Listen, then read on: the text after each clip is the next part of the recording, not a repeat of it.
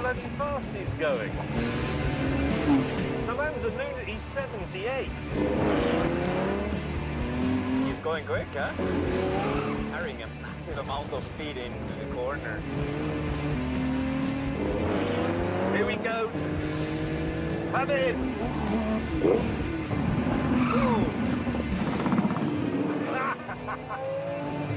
So the red mist has descended again after a pause of nearly half a century, and Mr. Atwood has gone quite mad.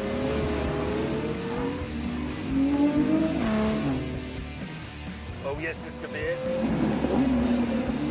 Yes. Oh no.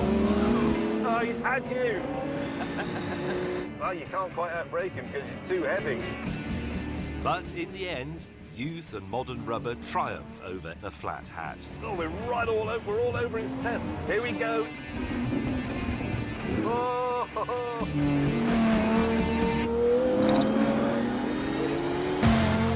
Yes. Nicely done, sir. Lucky, I can keep my job. Yeah, I think you can keep your job.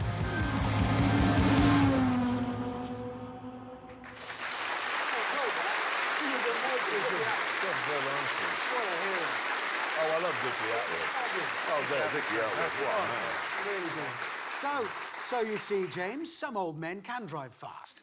Just saying. Yeah, I didn't realise, you know the Ferdinand Piëch who did the 917, he went on years later to do the Bugatti Veyron, didn't he? Yes, he did, exactly right. And before that, he did the Audi Quattro, the original one. And his grandfather, obviously, he did the Beetle. And his cousin, I think it was, that did the 911. Yeah, his cousin Ferdinand.